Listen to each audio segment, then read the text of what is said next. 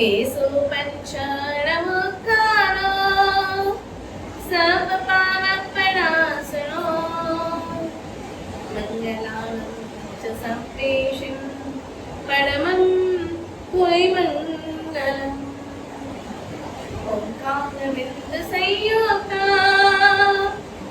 नित्यं ध्यायन्ति योगिनः कामदं मोक्षदं चैव ओंकाराय नमो नमः सर्वानिष्टप्रणाशाय सर्वाभीष्टप्रदायिने सर्वनाथनिधानाय श्री गौतम स्वामिने नमः अचल गच्छति वेशं भारतभूमि भास्करं गुणसागर सुरेशं नमाम्यहं कपूरिम् अखण्डमण्डलाकारं व्याप्तं येन चराचरं तत्पदं दर्शितं येन तस्मै श्री गुरवे नमः तस्मै प्रभावात् विषयो जगत्या सप्ताङ्गे राज्यं विभूरिभाग्यं परत्र देवेत्र नरेन्द्र दाशात् तत्सीद चक्रं विदधातु सिद्धिम् अंगूठे अमृतवसे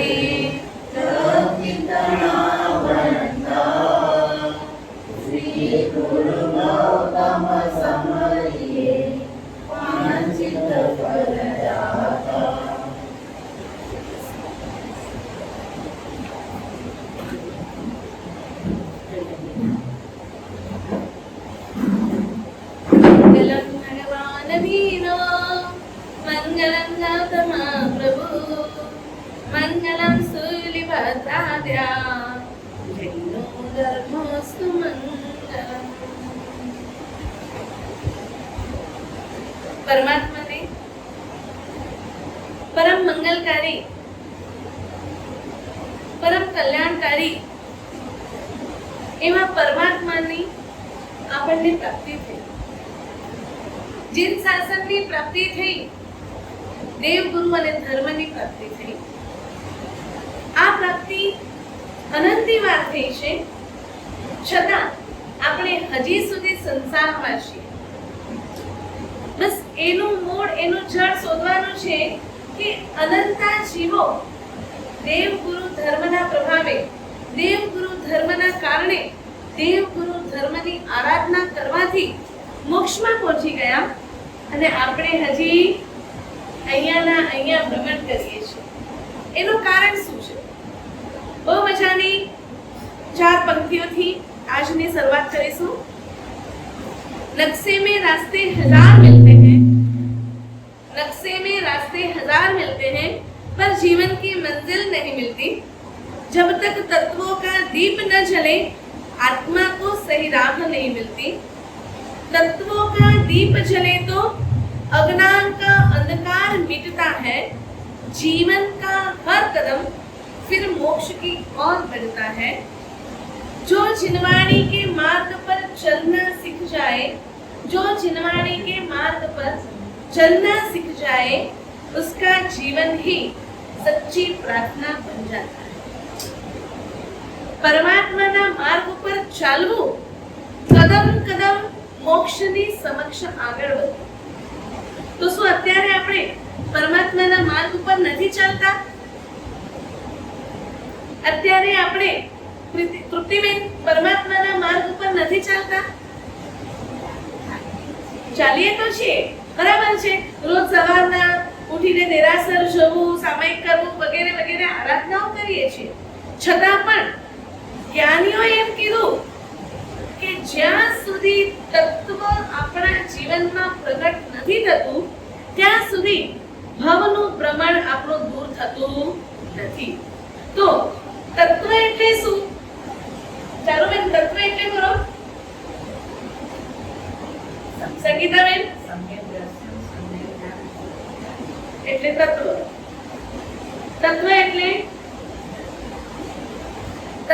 વ્યાખ્યા વસંતમાં તત્વ એટલે કોનો? પરમાત્માને આપણે બોલીએ તો ખરા ભગવાન નવ તત્વની વ્યાખ્યા દેશના જનોય તત્વ તત્વ તત્વ, પણ તત્વનો મતલબ શું? મૂળ આધાર આપણા વ્યવહારમાં, આપણા આચારમાં, આપણા ઉચ્ચારમાં પરમાત્માની આજ્ઞા હોય એનું નામ છે તત્વ. એનું નામ છે તત્વ. આપણે પરમાત્માની પ્રાર્થના શું કરવી જોઈએ, કેવી કરવી જોઈએ, પ્રાર્થના શું હોવી જોઈએ, એ વિષયને ધ્યાનમાં લેતા તમે રોજ ચૈત્યવંદન કરો ત્યારે તમે જય વિહારાય બોલો છો. એમાં કેટલી માંગણી બોલો છો? 13. અચ્છા, 13 માંથી 3 માંગણી મને ઘણી બતાવો કઈ છે? ભવનો નિર્વેદ, ના માર્ગાનુસારી, પછી સમાધિ મરણ, પછી બોધિલાભ, પછી મારે 17 પૂછે 4 તો ચઈ ડડાઈ. 13 માંગણી આપણે પરમાત્મા પાસે કરીએ છીએ, પણ એ 13 માંગણી શું છે, એ ડિમાન્ડ શું છે એ આપણને ખબર. જય વિરાય બોલી હાથમાંથી કે હાથ નીચે કે ઊભા થઈ ગયા થયો પૂરો. પહેલું છે ભયવમ ભપ્પનિવેયો. હે પ્રભુ, હું આપની પાસે જે કંઈ માંગુ છું ને એ મને આપના પ્રભાવથી પ્રભાવિત થઈને મળો. કેમ કે જ્યાં આપનો પ્રભાવ મળશે ને ત્યાં મારો અહંભાવ ઓગળી જશે. એટલે પહેલો બતાવ્યું ભયવમ ભપ્પનિવેયો. હે પરમાત્મા, મને ભવનો નિર્વેદ પ્રાપ્ત થાવ. નિર્વેદ એટલે કંટાળો, થાક લગે તો થાક. થોડા દિવસ બહારગામ ક્યાં જાઓ ને, 10-15 દિવસની ટૂર હોય, છેલ્લે નાયનાબેન કોર થઈએ આને ઘરે પહોંચો, આને ઘર ભેગા થયો, બહુ કંટાળો અચીવ્યો હોય. અમે લોકો પાલીતાણાથી વિહાર કરીને મુંબઈ પધાર્યા હતા અને સાહેબજીનો 50મું વર્ષિતમ હતું. મુંબઈમાં મુલુંડ ચકનાકાથી ગ્રાન્ડ એન્ટ્રી થઈ. લગભગ આખો સમુદાય સાથે છેલ્લો મહોત્સવ અંબરનાથનો. ચૈત્ર મહિનાની ઉમળી પૂર્ણ થતા ને આ બધું ચાલુ થયું. અખાત્રીજના પારણા પછી સુધી ચાલુ રહ્યું. છેલ્લે એમ થયું કે બસ થઈ ગયું. આને ખાલી માનીને દાળ તો ગળે થઈ ગયું. એટલે કેટલું બી ભમી આવો, ભટકી આવો, છેલ્લે કંટાળો લાગવો જોઈએ. આપણને કંટાળો લાગે છે, નરેન્દ્રમાં લાગે તો કે એવરી જન્મમાં જન્મ લેવું, સેમ પીડા સહન કરવી અને પછી ABCD થી પાછું ચાલુ કરવું. બોલતા શીખવું, ચાલતા શીખવું, બધું શીખવું અને શીખીને જ્યારે બરાબર આપણે કંઈક કરવા યોગ્ય થઈએ ત્યાં સુધી પરલોકની યાત્રામાં 4 ગતિના ચોકમાં ક્યારેક નરક ગતિમાં ગયા, ક્યારેક તિર્યંશમાં ગયા, ક્યારેક મનુષ્યમાં ને ક્યારેક દેવલોકમાં. ફૂટબોલની જેમ અહીંયાથી ત્યાં ભટકાયા. હજી થાક લાગ્યો ખરો? કેમ કે યાત્રા ભૂલાઈ ગઈ છે, યાતના ભૂલાઈ ગઈ છે અને યાત્રા ભૂલાઈ ગઈ છે એટલે થાક નથી લાગતો. એટલે પરમાત્માને કીધું કે પ્રભુ, આ અનાદિ કાળના ભવ પ્રમાણમાં ભમતા હું મારું ભાન ભૂલી ગઈ. મારું અસ્તિત્વ શું છે એ ભૂલાઈ ગયું છે અને બધાને સુખ કરવાના નાદમાં મારી પોતાની, મારા આત્માની ખુશી શેમાં છે, મારો આનંદ શું છે, મારું સુખ શું છે એ હું ભૂલી ગઈ. કેમ કે આત્મા માટે શબ્દ આપ્યો જ્ઞાનીઓએ સચ્ચિત આનંદમય આત્મા. એટલે સાત્વિક, લોંગ લાસ્ટિંગ, આનંદમય છે આત્મા. લાગે છે? એમાં સુખી બેઠા આવ્યું એનાથી ઉભા થઈને જરા પગ આંચક્યો અને મેં છડી પ્યા. એવરી સુખજી ખબર પડી મને. તો આત્માને સચ્ચિદ આનંદને કીધું તો આપણે કેમ દુઃખમાં છીએ? કેમ કે આપણે સુખની વ્યાખ્યા નથી સમજી. આપણે જેમાં સુખ સમજીએ છીએ એ એકચ્યુઅલી સુખનો આભાસ છે. સુખ નથી, સુખનો આભાસ છે. પણ આપણને એમ લાગે છે કે ના, એ જ સુખ છે. એટલે ક્યારેક આપણે મનગમતું ખાવાના ટેસ્ટમાં અટવાઈ ગયા, ક્યારેક બહુ સોફ્ટ કપડાના ટચમાં અટવાઈ ગયા, ક્યારેક ઠંડીમાં, ક્યારેક ગરમીમાં શરીરના 5 ઇન્દ્રિયોના 23 વિષયોમાં અટવાઈ ગયા કે આ સોનેજી બહુ મજા છે, સંગીત સાંભળવાની બી મજા આવે ને ક્યારેક કોઈકની નિંદા સાંભળવાની પણ મજા આવી જાય. આમ 40 શ્લોકનો કૌશલ કરવો હોય આદિમાં ઘટાડો છે, પગ ડોખીએ છે, પણ જ્યારે આપણે કોઈકની કઈ વાતો સાંભળતા હોઈએ આદિથી કોથીએ 2-3 કલાક ક્યાં નીકળી જાય ને ઊભા ઊભા ખબર બી ન પડે કેમ કે આ રસ છે, આનંદ છે, એને આપણે ખુશી માનીએ છીએ, એટલે જ આપણે મૂળ ખુશી સુધી નથી પહોંચી શકતા. સતચિત આનંદમય આત્માનો સ્વભાવ કોઈના બુરાઈમાં એને ખુશી ન હોય, કોઈની ખોટી વાતો ફેલાવવામાં, કોઈને ચણાના ઝાડ ઉપર ચડાવવામાં એને ખુશી ન હોય. આ ભવનું નિર્વેદ કંટાળો. આપણું જન્મ વારે ઘડીએ સંસારના ચોકમાં કેમ થાય છે? કેમ કે આપણી ખુશી આવા બધા પોઈન્ટ ઉપર ડિપેન્ડન્ટ છે. મજા આછી મને કોઈ જો ઠીક થયો તો બાકે મજા આછી મને અનુભવના ખોટી કરી રહી. અત્યારે જે યુદ્ધ ચાલે છે, પાછો ઇઝરાયલ વાળે કે ના કેમ ખબર, ઈરાન વાળો ખોટો કરે તો અમેરિકા ખોટો કરે તો તમે અને હું કોણ?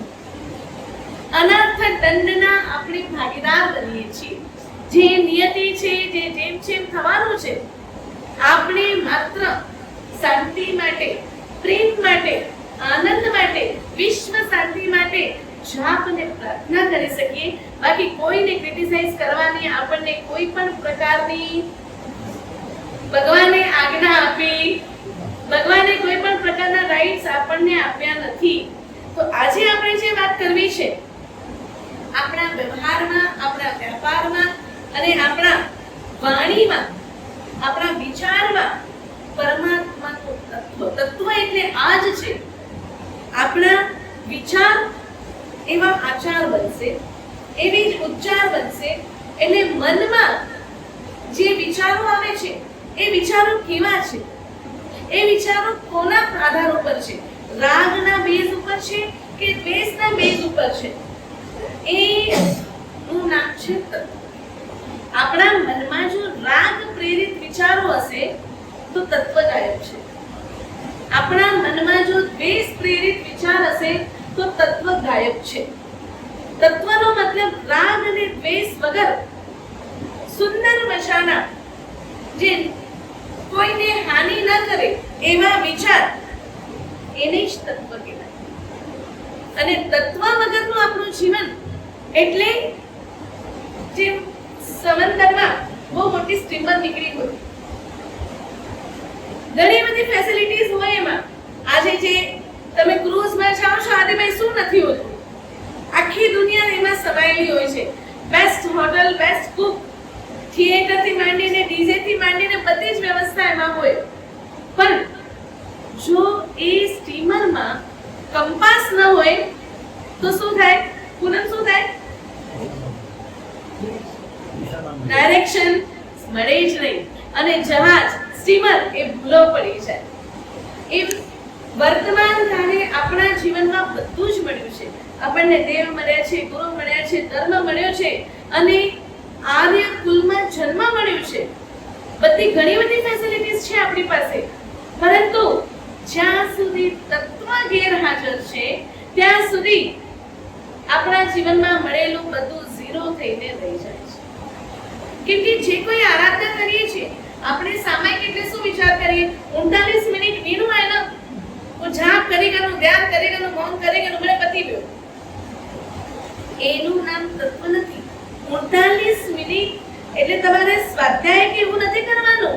એ 39 મિનિટમાં તમારે તમને જોવાના છે. મેં એક જગ્યાએ વાત કરી કે 39 મિનિટમાં આપણે આપણને જોવાના છે. હવે વ્યાખ્યાન ચાલતું હોય ને તો લોકો પોતાને બંધ બેસે એવી ટોપી પહેરી લે. એક માજી એ પછી જ્યારે સામાયિક કરવા બેસે ને એટલે મોટો આરીસો લઈને બેસે. એમના વહુ આવીને મને કે મારા સાહેબ નિકાળો ધર્મ શીખાય. માં જ્યારે બી પીએ સામાયિક કરે ના તો પૈઠિયા સામે મોટો આરીસો રાખીને પીએ. કો વાળ સરખા કઈ ના, મથું સરખો કઈ ના, ઉમેશ પ્યા બેતા. આરીસો કેલામાં કેમ શીખાયું? કેમ કે અમે પોતે આરીસામાં જોતા નથી, તો તમને આરીસો બતાવવાનો કેમ વાત કરીએ? તો મેં માજીને પૂછ્યું કે માજી, સામાયિક લેવા બેસો ત્યારે તમે કયા કયા ઉપકરણ લઈને બેસો છો? કેમ કે સીધું તો કહેવાય નહીં તો જેમજી નો રોટી બની આવી ઉની બિચારી આવી મને એનું. એટલે મેં કીધું માજી, તમે સામાયિક લેવા બેસો ત્યારે કયા કયા ઉપકરણ લઈને બેસો? માજી જાણે ઈ મુકે પૂછોતા લખું સામાયિક કરે ગળવાય. કટાશનું હોય, ચરવલો હોય, મોમબત્તી હોય, ચોપડી હોય, સાપડો હોય, માળા હોય અને સાથે આરીસો પણ હોય. અરીસો શેના માટે? અરીસી જો આપ્યો ના કોણ કામ પ્યો? માજી છે મારા સે તમારી યાદદાસ્ત બહુ ઓછી થઈ ગઈ છે. કાલથી થોડી બધા મોરા હું છું. કીધું કેમ? તો મને કે તમે કીધું તું ને કે આરીસો મૂકવાનો છે. આરીસો નહીં, તમે કીધું તું કે સામાયિકમાં પોતાને જોવાનું છે. તો પછી હું પોતાને કેવી જોઉં? એટલે હું આરીસો રાખું એટલે હું મને જોયા કરું. 39 મિનિટ હું ફક્ત મને જોઉં કેટલો મારા શરીરમાં ફરક પડી ગયો. એક સમય હતો મારા સાહેબ, હું બહુ એકદમ બહુ બ્યુટીફુલ લાગતી. હું બહાર નીકળું એટલે લોકો મને જોતા અને અમે જો બધી કરચલીઓ પડી ગઈ છે. તો બાપ રે બાપ, એ કેના જો ધ્યાન મેડા ખણી આયા. સામાયિકમાં અગર આવું જોશો તો મારું કામ ઈ બન્યું. પોતાની જોવાના મતલબ શું? જેવું છું જેને ભૂલી ગયો છે ને. આત્મા કે જોવું એટલે આત્મા તો આજ સુધી કોઈ આપણે જોયો નથી. એને આપણે નિરંજન અને નિરાકાર કહીએ છીએ. કેમ કે આપણી નજર સામે કોઈક વ્યક્તિએ પ્રાણ છોડ્યા હોય ને તો પણ આપણને ખબર નથી પડતી કે શું આવ્યું ને શું ગયું. તો આત્માને કઈ રીતે જોશું? ચાલો બેન, અને વાતો કરવાના ચક્કરમાં અને રીમુ સાથે ઈ જ કહીએ તા આવી જવાના ચાન્સીસ ઘણા બધા વધી જાય. પોતાને જોવું, વાત કરવાની વાત નથી, પોતાને જોવું. તૃપ્તિબેન,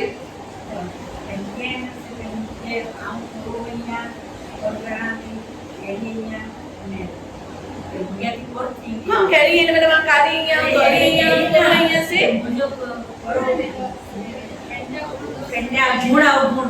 पंजा गुण अवगुण ने रेशा संगीता बेन आत्मा जी अनुभूति करे कि जे अंदर आए ज्ञान ने मतलब जो स्टेप नता बोली सको પણ कोशिश કર્યું તા.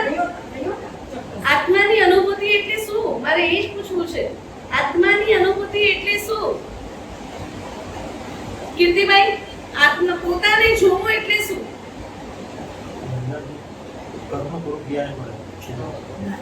પોતાને જોવું એટલે સાચો વસ્તુ એ છે કે પોતે આજ સુધી શું કર્યું છે એનું નિરીક્ષણ કરવું.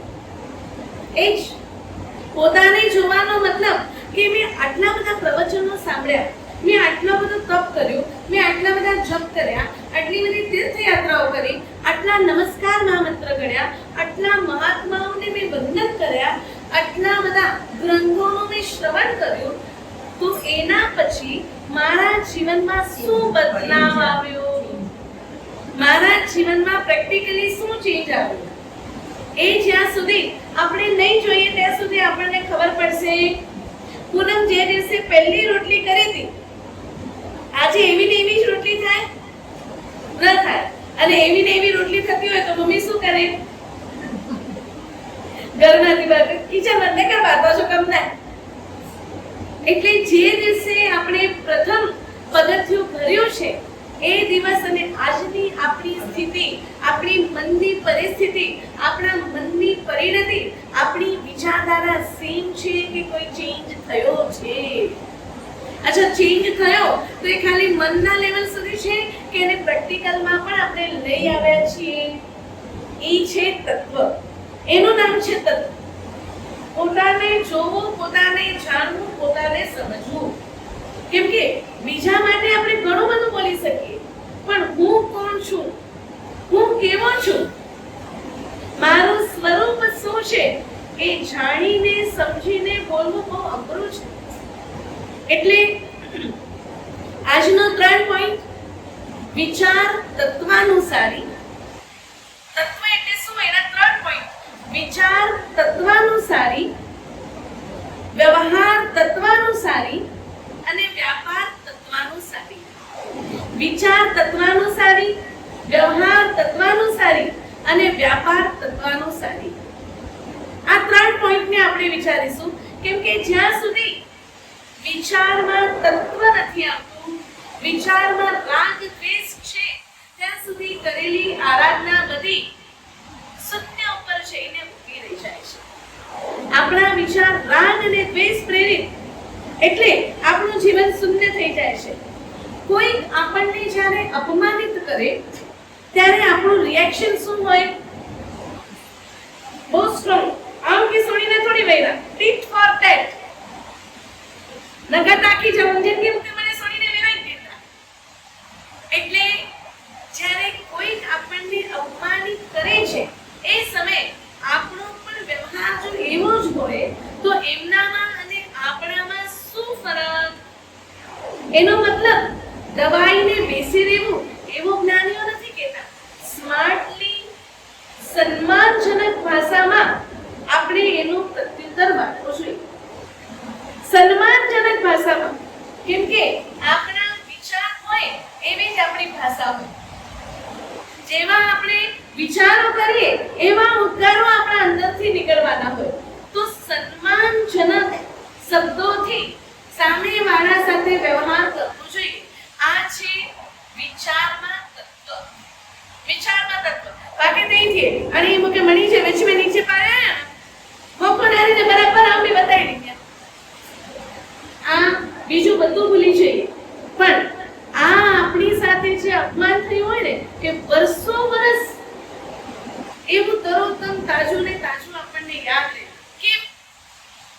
કેમ કે એને આપણે ઘડી રિવાઇઝ કર્યું છે. 10 જણાને કહી દીધું અત્યારે આપણી સાથે કંઈ ખરાબ થયું હોય, અહીંયાથી બહાર નીકળીને મળી કે ચડ્યું અને બાકી બચ્ચો વિશે ફોન કોલ મે હું સાથે એડું થયું. એટલે એનો કેટલો સ્વાધ્યાય આપણે કરી લીધો. એટલે અંદર સુધી ડીપ સુધી ઊંડું વિચારમાં તત્વ એટલે રાગ નહીં અને દ્વેષ નહીં. મારા વિચાર કોઈએ મને કંઈ કહી દીધું તો પહેલો થોટ આપણો શું આવે?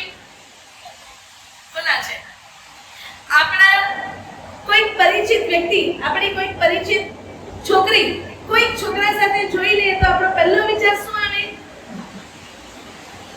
હા ને લફડો લીધું માઇત્રે કે કી ખબર ન હોય, માઇત્રે કે 6 દિવસે કેડા આવવાનો તારે કેડા તીવે, અને પછી તમને ખબર પડે કે એ એનો કઝિન હતો.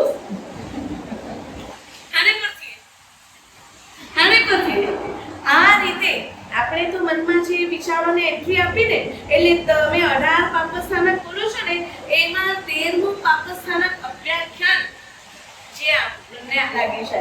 અને એ જ જે કર્મ બતાવે ને પાછું આપણે આપણી વિચારધારાને એટલી પુષ્ટિ કરીએ કે કર્મ એટલું મજબૂત થાય. સતી સીતાને જે અગ્નિ પરીક્ષા આપવી પડી ને એના પાછળનું કારણ આ હતું. અમારા વિદ્યુત પ્રવાસી મારા સાહેબ એક પ્રસંગ કહેતા, સુરેન્દ્રનગરમાં 27 દીક્ષાનો મહોત્સવનો પ્રસંગ હતો. ઘણા બધા મહાત્માઓ ભેગા થયા હતા અને એક આખું કુટુંબ પરિવારે દીક્ષા લીધી.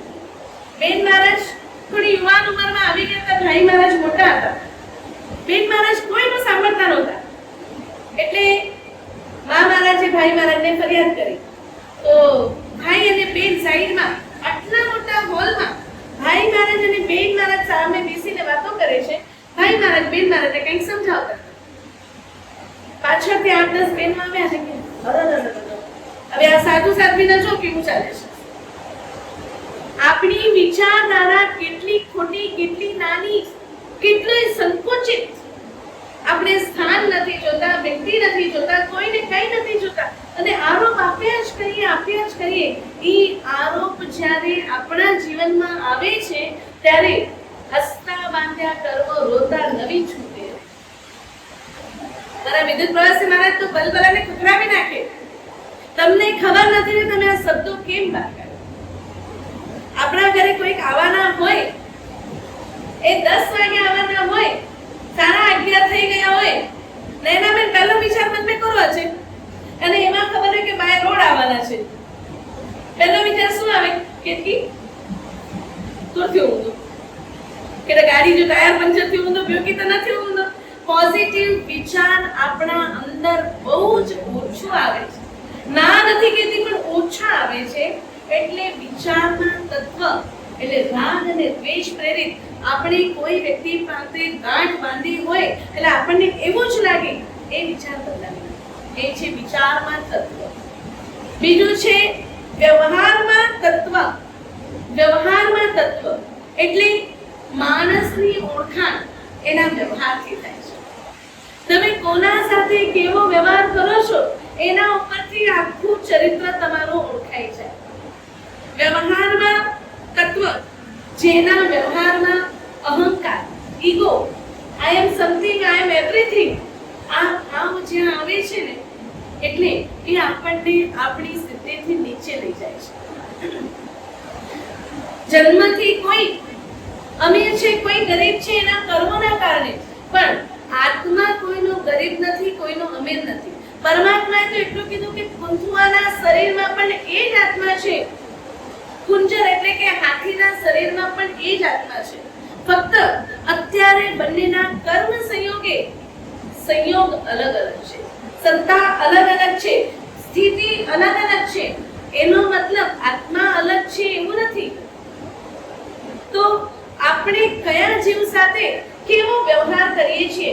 અહીં રસોડે મેં વ્યા ચાય ચડાય તો મન થયો બહુ મથો દુખે તો અને ખબર પડી કે ગેસ માંથી ઘણી બધી કીડી વહી કોણ કહ્યું એનો ગુસ્સો આજે ચૂતો ખડીને ફટાફટ આપણો તો મથો દુખે તો ચાય ચડાવી એવી ટી આલ્યો મેં તો અને એની કીડીએ કે સુખ જ નહીં કેટલો સંભાળે તો આલી વચ્ચે આવી જાય કે ના આવી જાય ગુસ્સો. આટલું બધું ધ્યાન રાખ્યું હોય અને તમે મિષ્ટાનનો ડબ્બો મૂક્યો હોય એમાં કીડીઓ ચડી જાય શું હાલત થાય. એ જીવોએ આપણું શું બતાવ્યું.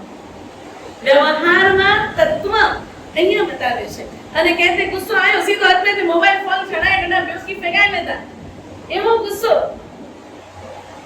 એ ફોને શું બગાડ્યું, એ વસ્તુએ આપણું શું બગાડ્યું, કઈ નહીં. એના ઉપર આપણે ગુસ્સો કાઢીએ છીએ કે જેણે આપણું કંઈ બગાડ્યું જ નથી. એકચ્યુઅલી તો કોઈ વ્યક્તિ આપણું કંઈ પણ બગાડી શકતા. આપણા વિચાર, આપણા આચાર, આપણી મનની પરિસ્થિતિ જ આપણો બગાડે છે. બીજું કોઈ વ્યક્તિની તાકાત નથી કે આપણું કંઈ પણ બગાડી શકે.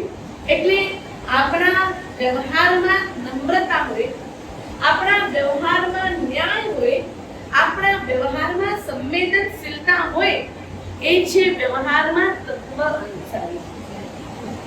આપણા વ્યવહારમાં નમ્રતા હોય, આપણા વ્યવહારમાં ન્યાય હોય, આપણા વ્યવહારમાં સંવેદનશીલતા હોય એ છે વ્યવહારમાં તત્વાનુસારી. ત્રીજો પોઈન્ટ છે વ્યાપારમાં તત્વાનુસારી. કેમ કે જે 13 માંગણીઓ છે ને, પહેલી છે ભયવમ ભવનિવ્યો, લગભગ બધી એકબીજાથી કનેક્ટેડ છે. અને બીજી છે માર્ગાનુસારી, મગ્ગાનુસાર્ય. એટલે જ્યાં સુધી તમે શ્રાવક નથી બન્યા, જ્યાં સુધી તમે સાધુ નથી બન્યા, એક મનુષ્ય તરીકે, સારા મનુષ્ય તરીકે જીવન જીવવું છે ને તો એના માટે બી 35 ગુણો બતાવ્યા માર્ગાનુસારીના.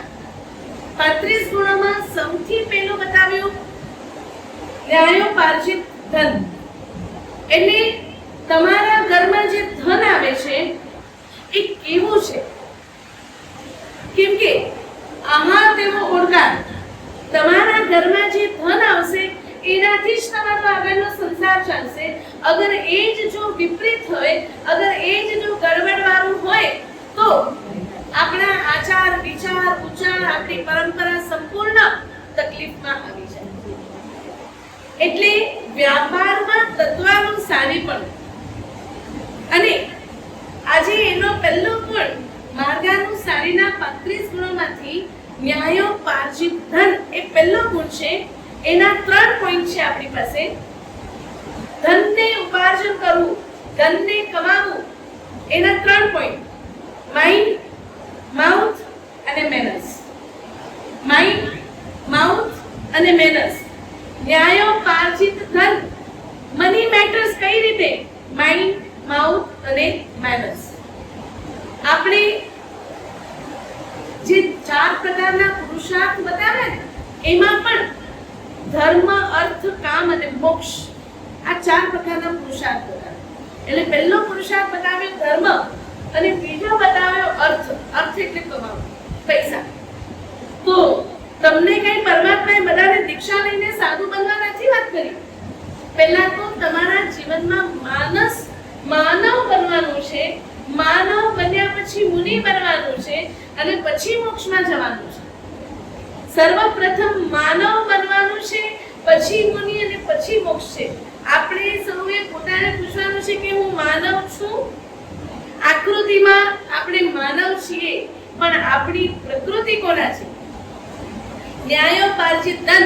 અને એની પહેલી જ વાત છે માઇન્ડ. મનમાં ધર્મનો સમાવેશ.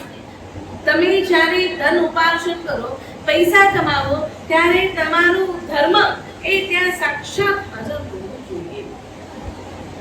બેઈમાની એનાથી કમાવેલું ધન એ કદાચ અત્યારે પૈસો દેખાશે, પરંતુ એ પૈસો તમારા જીવનમાં શાંતિ, તમારા જીવનમાં સંતોષ, તમારા જીવનમાં શારીરિક સુખ, આ બધાથી તમને દૂર રહેશે.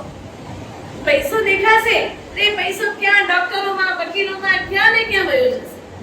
બે ભાઈઓ એકબીજાનું મોઢું જોવા તૈયાર નહીં હોય, આવું ધન, અને પછી એ ધન એટલું બધું કમાવી લે અને પછી એનાથી ધર્મ સંસ્થામાં વાપરવું.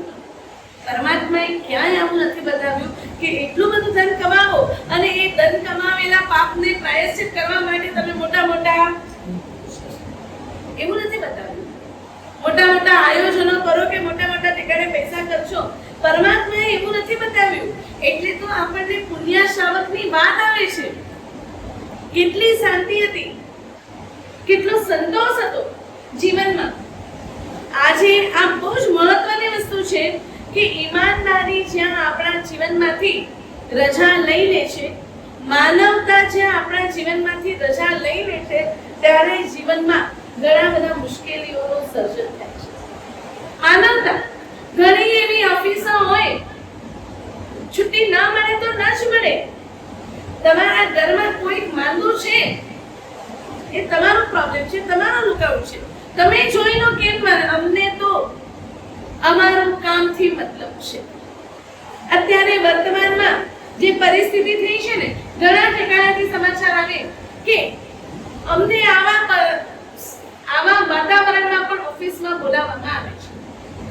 ક્યાં ગઈ માનવતા?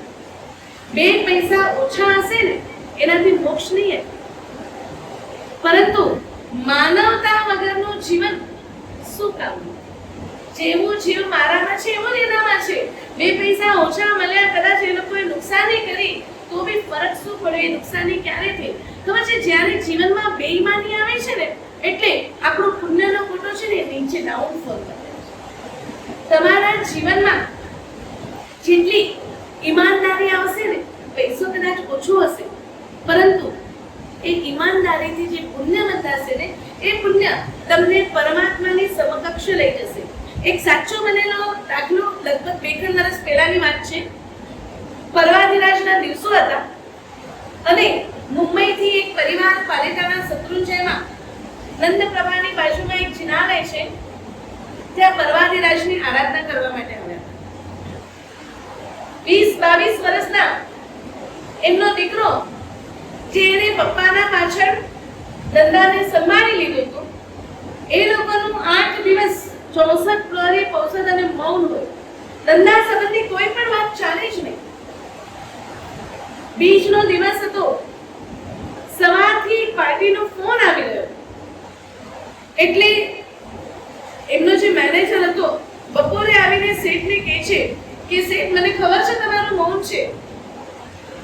22 વર્ષનો છોકરો એને મેનેજર કહે છે, શેઠ મને ખબર છે તમારું મૌન છે, પણ પાર્ટી ઇન્ડિયા બહારની છે અને ડીલ બહુ મોટી કરવા માંગે છે. હવે શું કરું? મેનેજર જ્યારે અટવાઈ ગયો છે, ત્યારે ફક્ત એક પેન કાગળ લઈ અને પહેલા 22 વર્ષના યુવાને લખી આપ્યું કે પર્વાધિરાજ દરમિયાન ધંધા સંબંધી કોઈ પણ વાતચીત કરવાનો મારો નિયમ છે. હું કંઈ નહીં કરું. એ પાર્ટીને જો વાત જોવી હોય, ડીલ કરવી હોય, તો સંવત્સરી પછી વાત. પછી કરીશ કે પછી મળીશ કે આ ટાઈમે મને કોલ કરે કે હું કોલ કરીશ એવું કંઈ નહીં. સંવત્સરી પછી વાત.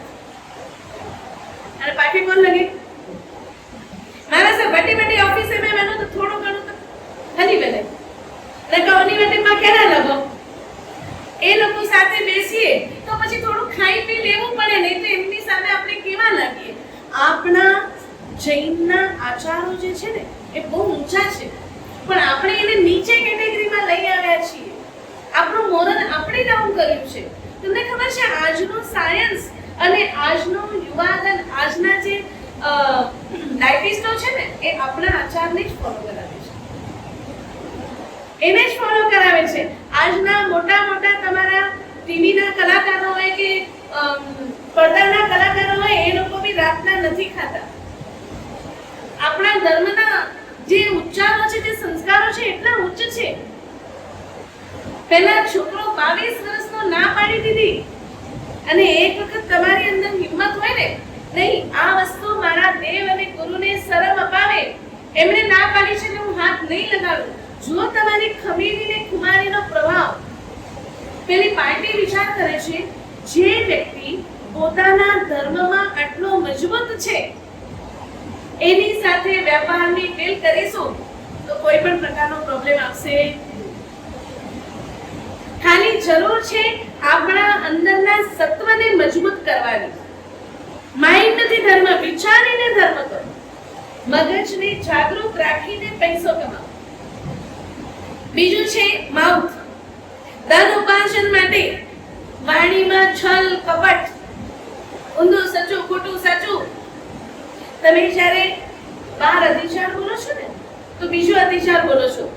બીજું સ્વલ હા કોણ બોલતા કોઈ પંચવિદ્યા करना लिए, गोवा लिए, पुमा लिए, नासा लिए, ये 5 हाँ कौन बोली वाला था करना लिए, गोवा लिए, पुमा लिए, नासा रेखा तो भी तो दोहरावे पूरो क्यों पीछा में नकलो आयो मनी जा पीछा में नकलो करेगा અને જાણો તો આના કરે, ના જાણો તો આના કરે. 5 મોટા ખોટા એ તમારે પણ નહીં બોલવાનું, એવો તમને નિયમ આપ્યો છે.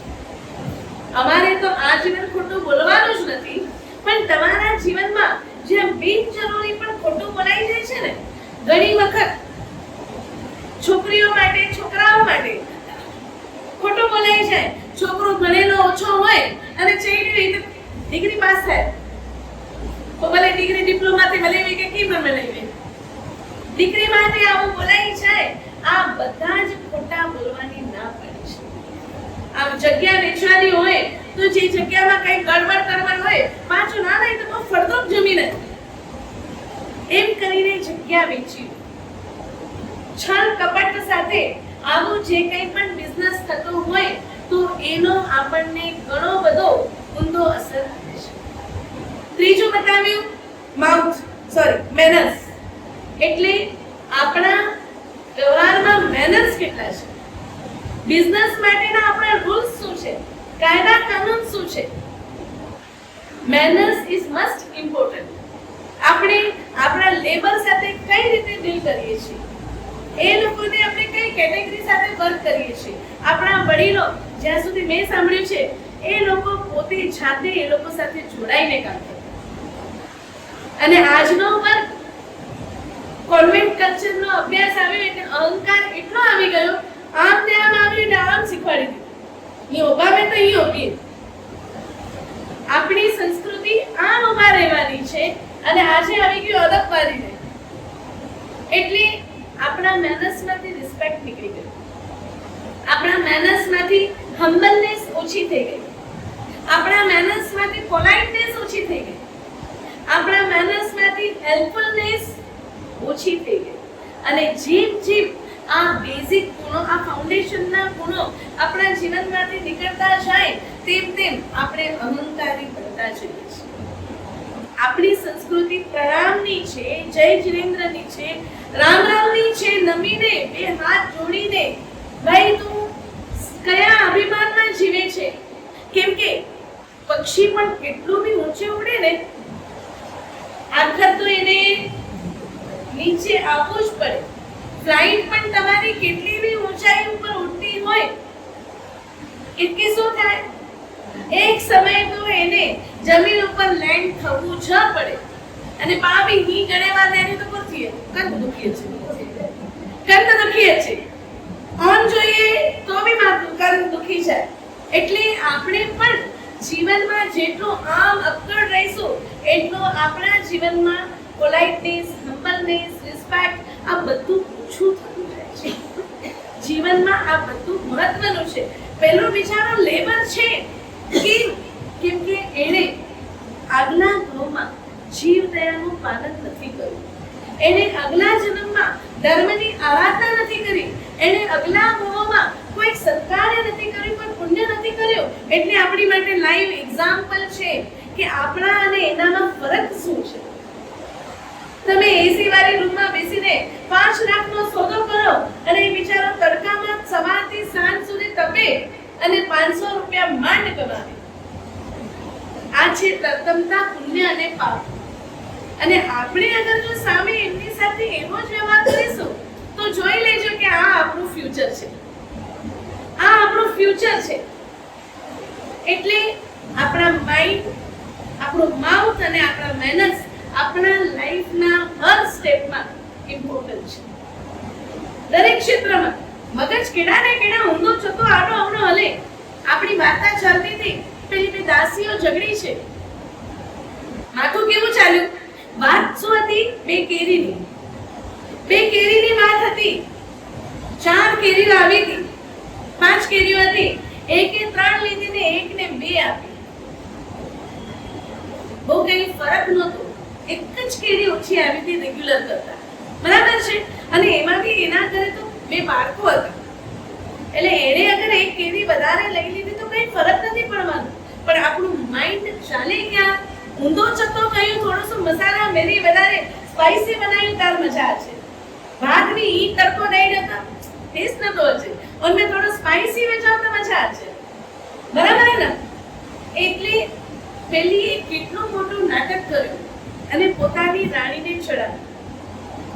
અને એ સુરસુંદરીએ વિચારી દીધું કે હવે સુશીલાને હું બતાવું. પરિણામ શું આવ્યું? પોતાના પતિને ચડાવે છે. માઇન્ડ કેવું ચાલ્યું? ઊંધું. અને માઇન્ડ ઊંધું ચાલ્યું એટલે માઉથ પણ વિપરીત દિશામાં જ ચાલે. કોઈ ઊંધું ચલાય ના કે. અને જ્યારે આપણે કોઈકને ચણાના ઝાડ ઉપર ચડાવતા હોઈએ ને તો મરી મસાલા એટલા નાખે કે પેલો બચારો છણે તો ઊભો બી ન થઈ શકે. સુરસુંદરીએ કીધું કે મને ઝેર આપી દો, મને જીવવું જ નથી. તમારું અપમાન થાય એ હું સહન કરી શકું જ નહીં. અને તું ટીમે 100 વાર અપમાન કહીએ છે મને હલે. તમે દિવસમાં 100 વાર અપમાન કરો એ બધું ચાલે, પણ 12 વારો કોઈ છે મને મોનું સહન નથી, કોઈનું સહન નથી. તમે અગર કોઈ વ્યક્તિનું રિસ્પેક્ટ કરો છો, એમને પ્રેમ કરો છો, એમનો આદર કરો છો તો તમારા મોઢામાંથી પણ અપમાનજનિત શબ્દો કોઈના માટે નીકળે નહીં. હરિસિંહને સુરસુંદરી ચડાવે છે. આખા ગામનું કામકાજ તમે કરો, રાજકાજનો ભાર તમારા ઉપર. તમને ખાવાની ફુરસત નહીં, તમને આરામની ફુરસત નહીં, 2 ઘડી મારી સાથે બોલવાની ફુરસત નહીં. અને તમારો ભાઈ જલસા કરે અને એની નોકરાણી તમને નોકર કહી જાય. વાત તો કઈ જ નહીં. એટલું મોટું સ્વરૂપ આપ્યું. અને જે બંને ભાઈઓ ભેગા મોટા થયા છે, ભેગા રમ્યા છે, એકબીજા વગર જમ્યા નથી, એકબીજા વગર ક્યાંય રહ્યા નથી. એ બંને ભાઈઓનો આટલા વર્ષોનો 35-40 વર્ષોનો અતૂટ સંબંધ 35-40 મિનિટ પણ નથી લાગ્યો. સ્વાર્થ, કોઈના કાન ગંભીરવા એ સૌથી મોટામાં મોટું પાપનો બંધ છે. કઈ ખરાબ નથી. મંત્રાએ એવી ફૂંક લગાવી કે કઈ આખી પોતાના ભાન ભૂલી ગઈ, પોતાના આચાર ભૂલી ગઈ, બધું જ ભૂલાઈ ગયું. પોતાની પરંપરાને પણ ભૂલી ગયા.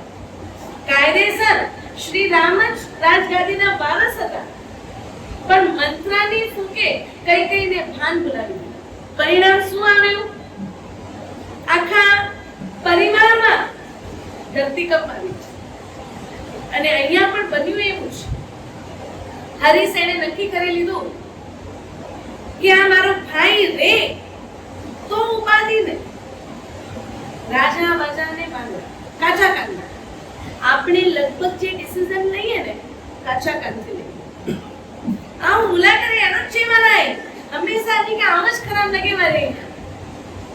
એક ગાંઠ બાંધીને બેઠા છીએ. ભલે એ લોકો વાતો કોઈ બીજાની કરતા હોય પણ પાટી કોણ લાગે? આ સચ્ચોટી મુજી કોટીંદા બસ જણા ભેગા થઈએ એટલે બસ આમ જ એની જનરેશન મેચા. અને એટલું બધું ડીપલી બેસેલું હોય ને કે વાત કોઈ પણ હોય પણ પા ટોપી પાંજે માથે પહેરી કરે. પેલા હરીશને વિચારી લીધું કે સાચી વાત છે, આટલા વર્ષોથી હું આટલું બધું કામ કરું છું, મારા ભાઈને મારી કઈ કદર નથી. એ આવું કેમ વિચારી શકે? જ્યારે કોઈ પણ ઘટના ઘટી જાય, કોઈ પ્રસંગ બની જાય, આપણે બહારથી કંઈક સાંભળ્યું હોય તો આપણો પહેલો ધર્મ એ છે કે આપણે ઘરમાં બેસીને બે જણા વાત કરીને વસ્તુને સુલટાવવાની કોશિશ કરવી જોઈએ. પણ આપણે શું કરીએ? દોર જણે કે ફોન કરી અને દોર જણે જે રાય ગયો અને મને રાય કરી દઈએ. પોતાના ઉપર આવે ને ત્યારે રાય અલગ હોય અને બીજા નામ તો ચાતી ઘર છડીને હલ્યા જ ગયો કપે કોના હેડ અપમાન સાઈન કરાશે. સાસુ વહુનો ઝઘડો થયો હોય ને તો ત્રીજો વ્યક્તિ એમ જ છે તો સસ આયા જારી માં સજે ગામ કે ખબર હે કે તો તું કી રહેતી માં આવતા હત જોડિયા. ત્યારે ખરેખર આપણો ધર્મ એ હોય, એને સમજાવવાનો ધર્મ હોય કે નહીં એ તો જીવા વડી છે, આપણે તો સમજ્યું છીએ ને, સમજદારીથી કોઈક રસ્તો નીકળશે. અત્યારે શાંત થઈ જાઓ. ધર્મ આ હોય પણ માં તો કે હજી વધારે કી પોઈન્ટ થી અને બચારો ફૂટો કી ફૂટે સે પાને નહીં. હરિસેને નક્કી કરી લીધું આ વાતની ખબર ભીમસેનની દાસી જે સુનંદા હતા એને બી ખબર પડી કે હરિસેનના કઈ પ્લાન બહુ મોટા ચાલી રહ્યા છે. મધ્યરાત્રિએ ભીમસેનને જણાવે છે. સુશીલા અને ભીમસેન જાગ્યા તો ખરા, જાગીને વિચાર કરે છે આવું હોઈ શકે નહીં. અમારો ભાઈ એ આવું વિચારી શકે જ નહીં. જેને પોતાના આ બાળકો નથી, અમારા બાળકો જેના માટે પ્રાણથી વધુ પ્રિય છે, આ બાળકોનું મોઢું જોયા વગર દિવસની શરૂઆત નથી કરતો એવો કાકા આ બાળકોને મારી નાખવાનો પ્લાન કરશે. શ્રી રામ સમાન જેને પોતાના ભાઈને માન્યા છે એ એવા ભાઈને મારી નાખશે. આ વસ્તુ મગજમાં બેસતી નથી. પેલી સુનંદા કહે છે બેસતી તો મને પણ નથી, પણ મેં કાનો કાન સાંભળ્યા પછી એને પ્રેક્ટિકલ જોઈ છે. લગભગ અડધો 1 કલાક ચર્ચા ચાલી. સુનંદા કહે છે સમય નથી હવે, આપ પ્લીઝ ચેતી જાઓ અને જો મારી વાત ઉપર વિશ્વાસ ન આપતો હોય તો બારી બહાર નજર કરો. બારીની બહાર જ્યાં ઝરૂખામાંથી નજર કરે છે તો ચારે બાજુ શસ્ત્રધારી સૈનિકોનો ચોકી ફેરો લાગી ગયો. કોઈ પણ દરવાજેથી ભીમસેન કે ભીમસેનનો પરિવાર બહાર ન નીકળી શકે એટલો સશક્ત ચોકી ફેરો ત્યાં લાગી ગયો. અને એવો ચોકી ફેરો લાગ્યો હતો કે ક્યાંય કોઈ પાંદડું પણ હલી શકે નહીં, કોઈ બહારથી અંદર આવી શકે નહીં, અંદર વાળો કોઈ બહાર જઈ શકે નહીં. સવાર પડતા શું થશે ખબર નથી. જ્યારે આ સશસ્ત્રધારી સૈનિકોને જોયા પછી ભીમસેન મહારાજ વિચાર કરે છે કે ખરેખર વસ્તુ સ્થિતિ અમે વિચારતા હતા એનાથી કંઈક વિપરીત વધારે થઈ ગઈ છે. હવે ભીમસેન શું નિર્ણય લેશે? કેમ કે બહાર નીકળવાના કોઈ રસ્તા છે નહીં, બધા ઠેકાણે કડક ચોકી ફેરો છે. હવે ભીમસેન શરણાગતિ સ્વીકારશે, હરિસેન આગળ કયો સ્ટેપ લેશે અને સુશીલા અને સુરસુંદરી વચ્ચે શું વાર્તાલાપ થશે? તો ભાઈએ જો કાલ है भाई आने पाई रात जो टाइम है सोचवा માટે થોડો સમય આપીએ અને કડક ચોકી ફેરવવાથી ક્યાં કઈ રસ્તો નીકળે છે કે નથી નીકળતો એ અગ્રે વર્તમાન જીનાગ્રહથી વિરુદ્ધ બોલાયો તો ઈચ્છા